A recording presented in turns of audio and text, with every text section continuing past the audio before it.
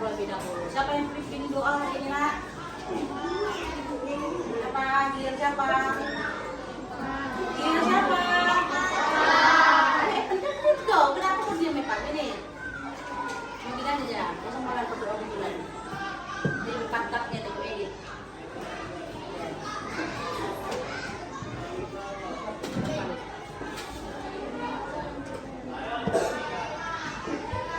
Coding dan AI. Sekali lihat kan? Sekali lihat nanti nggak? Ini menggunakan apa? Iya, Canva itu termasuk apa? AI. Itu masuk kecerdasan artifisial. Adapun tujuan kita kali ini nanti adalah memahami bagaimana coding itu. Apa sih coding itu? Kan kita sudah mendengarkan coding dari buku yang sudah dibagikan itu kan kita sudah tahu coding. Yang kita bilang kolak dingin, bukan kolak dingin, bukan coding, tapi coding. Nah, kita lihat apa yang kalian pikirkan ketika mendengar coding AI. Itu komputer. Apa lagi? Coding. Berarti tentang apa lah coding itu menurutmu? Tabita. Pola pikir boleh, yang lain. Seperti barang yang canggih boleh. Yang lain lagi. Teknologi, benar. Semua yang kalian katakan itu benar tentang coding. Pasti kan memikir kalau coding itu berbau dengan yang namanya membuat robot. Ya kan Joshua? Menjadi hacker, meretas akun Facebook orang, ya kan? Membuat pasti ini anak-anak IT itu seperti anak-anak yang pandai komputer yang jenius, ya kan? Kemudian pasti menggunakan kode-kode yang ada di komputer, pasti itu di pikiran kalau bilang coding, ya nggak? Ya kan? Oke, baca perdana coding. Apa itu coding dari KA? Coding. Coding adalah proses memberi instruksi kepada komputer untuk menjalankan tugas tertentu. Kecerdasan artifisial.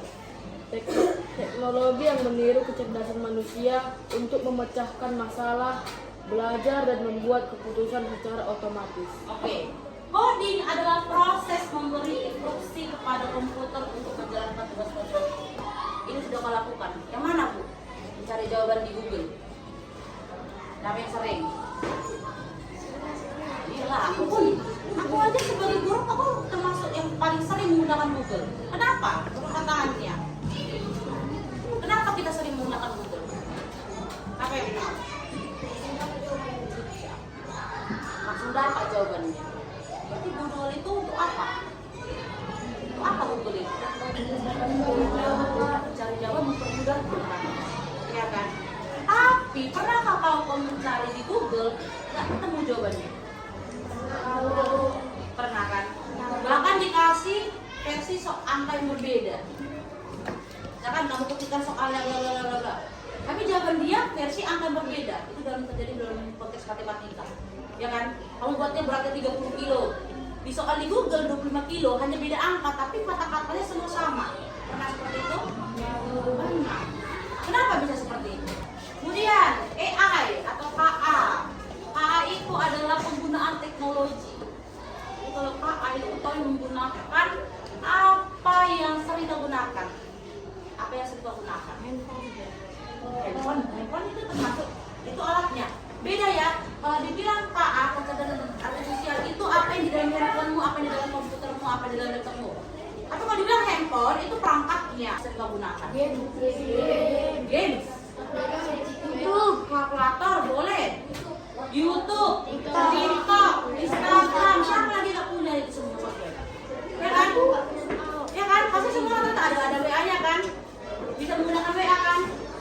Bisa menggunakan TikTok, Instagram, Facebook, ChatGPT. Pernah tahu ChatGPT? Iya, itu kan termasuk salah satu AI. Tahu itu sebenarnya sudah menggunakan yang kita tidak perlu di anak zaman sekarang, anak Gen Z. Oke, nah di dalam coding kita akan belajar yang namanya computational thinking. Siapa yang tahu apa artinya computational thinking? Computational thinking itu adalah proses proses mengubah mindsetmu. Apa kemarin bilang mindsetmu? Iya, proses mengubah pemikiranmu menjadi orang-orang yang berpikir kritis. Tapi kamu harus menyelesaikan itu dengan pola pikirmu. Berarti kalau orang yang pelengak-pelengok, ya kan, yang pelengak-pelengok, yang artinya tidak mau tahu, ya udahlah, dihukum lah, ya kan? Berarti dia orang yang tidak berpikir kritis, tidak critical thinking dia. Orang yang hidupnya flat, udahlah dimarahi, dihukum, dilibas, dipukul, disetrap, disuruh piket. Itu orang yang hidupnya benar-benar nggak tahu kemana tujuannya. Itu yang susah dikembangkan orang itu. Solusi nggak itu? Solusi. Jadi itu yang dimaksud dengan yang namanya computational thinking. Mencari solusi, tapi mencari solusi di computational thinking ini ada 4 cara. Yang pertama dekomposisi, yang kedua abstraksi, yang ketiga pengenalan pola, yang terakhir adalah algoritma. Apa itu semua, Bu? Contoh, dekomposisi yaitu proses memecahkan masalah menjadi bagian-bagian tertentu. Menjadi bagian-bagian. Misalkan si Rachel, dia mau berangkat ke sekolah, tapi dia ingin buat yang namanya roti lapis. Pernah mengenal nama roti lapis? Berarti kalau si Rachel ingin masukkan roti lapis itu ke dalam dekomposisi, memecahkan masalah menjadi bagian-bagian kecil. Berarti si Rachel membuatkan sebuah roti lapis itu termasuk masalah. Masalah itu bukan berarti yang seram-seram ya. Itu termasuk masalah. Pokoknya proses apa itu namanya masalah. Bahasa dia itu masalah, bukan berarti dia itu masalah terbuka. Ya. Memecahkan bagian-bagian terkecil. Artinya si Rachel itu harus membuat proses mana aja yang luan dikerjakan. Bahan-bahannya apa saja. Berarti dia harus bagaimana? Siapkan bahan dulu kan? Bahannya apa saja? Pertama roti, selai, tepung, roti lapis, tepung, roti lapis, sandwich, sayurnya, minyak, telurnya, ataupun yang lain-lainnya, ya kan? Ya kan? Itu termasuk namanya dekomposisi. Kalau bisa pisahkan bagian-bagiannya, kalau pisahkan masalah-masalahnya, akan apa katanya? Terlempar pil, terlempar bas, terlempar apa? Ya kan? Apa yang kau lakukan pertama kali? Menghindar. Inilah yang terjadi pada si Giyu. Menghindar, langsung lari ya dia nggak pernah. Mau rusak rumahnya, mau rukun rumahnya dibiarkan si Giyu. Terus yang abstraksi. Masih ke sandwich tadi. Abstraksi, proses menyaring informasi yang tidak perlu dan fokus pada detailnya. Maksudnya gimana, Bu? Kita, kan? Kamu membuat sandwich tadi, udah kamu pisahkan ini rotinya, ini selainya, ini sayurnya, ini telurnya dan sebagainya. Kan? Datang adikmu, dibawa biskuit. Kak, taruh ini, masukkan ini ke sandwichmu. Apa yang kau lakukan? Kau tembus tangannya, Pak, anak kau, ya kan? Ya nggak? Iya pasti iya. Iya, itu si Gilberto. Soal dilibas di bola, ya kan? Itu maksudnya apa, Bu? Kenapa tiba-tiba ada adikku datang kan begitu? Itulah dia abstraksi itu. Fokus. Tujuanmu tadi mau ngapain? Jadi kalau ada adikmu menawarkan rotinya, masukkan ke dalam sandwich itu bagaimana? Tolak, hiraukan dia, jangan usah kau pedulikan dia. Tetap kamu fokus pada sandwichmu. Buat sandwichmu dengan bagus. Jadi kalau ada menawarkan, ya bagus kan aja geserkan. Tidak perlu kau hiraukan, tidak perlu kau ajak dulu dia bermain. Kau gendong-gendong adik begini, nggak usah. Ya, nggak perlu kau gendong-gendong, kalau tidak bobokkan gini, nggak ada. Fokus kamu, tujuanmu apa? Membuat sandwich. Selesaikan dulu sandwichmu, baru kau gendong adikmu. Sambil kau suapin sandwichmu kok bisa. Ya kan? Itulah maksudnya dari abstraksi. Jangan hiraukan hal-hal yang tidak penting. Fokus pada tujuanmu. Lalu di pengenalan pola, kenali yang kau lakukan itu apakah berulang. Kalau tidak berulang berarti itu bukan pola yang kau lakukan. Tapi kalau dia berulang berkali-kali, itu yang dimaksudkan dengan pola. Yang terakhir adalah algoritma, proses kamu mengetahui masalahmu apa dan cari solusinya cepat dan tepat. Itu yang dimaksud dengan computational thinking. Untuk mengidentifikasi artinya mengenal apakah itu ikan atau sampah. Jadi tugasmu adalah kamu punya robot, ada robotmu. robotmu ini masih bisa bilang dari nol, belum ada isinya, ya kan? Jadi kamu harus mengisi dia dengan apa? Pengetahuanmu. Pengetahuanmu yang mana? Kamu tahu kan membedakan mana ikan mana sampah? Tahu kan? Itu yang akan kamu masukkan ke dalam robotmu ini. Jadi kita perhatikan lagi. Nah, ini si AI-nya. Perkenalkan AI. Ini si AI, ini robotmu. Nah, AI tidak tahu objek ini ikan atau sampah, tapi dia bisa membuat gambar dan hanya mengenali gambar itu aja.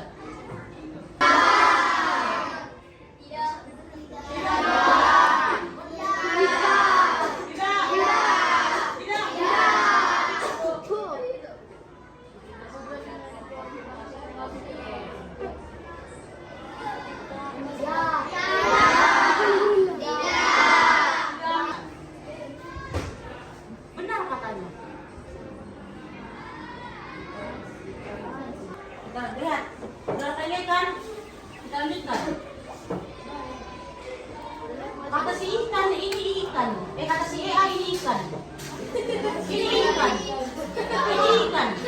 Ini ikan. Ini ikan. Iya kan? Tadi berapa data yang kamu masukkan? Tapi gimana kalau kita lebihkan? Lebih lanjut.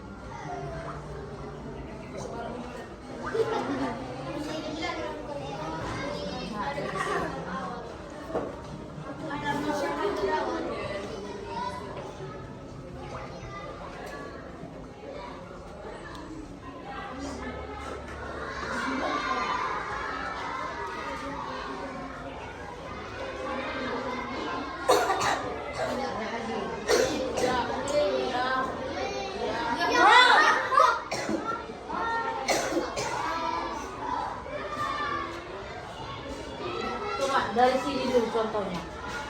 Siapa yang tahu kenapa dia salah memasukkan? Padahal kita pas kita bilang kan ikan mana, hanya satu titik sendiri kan? Ya kan ada satu titik keliru kita kan? Tapi kenapa banyak kali keliru jadinya? Tidak, dia bukan error. Kenapa? Padahal sudah jelas-jelas yang mana ikan, yang mana bukan ikan. Selesai. Ingat itulah intinya. Kenapa? Karena datanya kurang.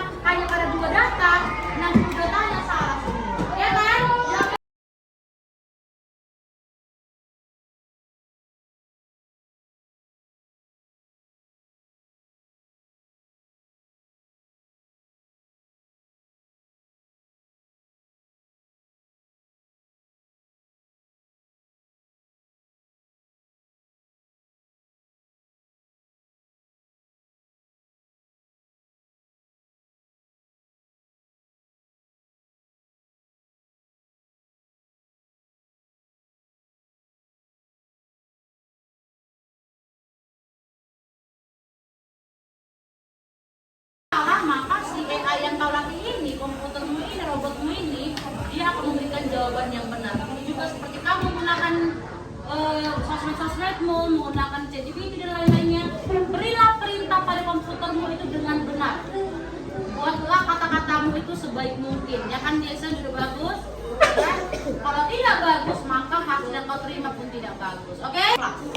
Flux itu yang bagaimana, Bu? Flux itu kegiatan yang kita lakukan menggunakan teknologi IT, teknologi canggih, yaitu komputer, tablet, internet dan sebagainya.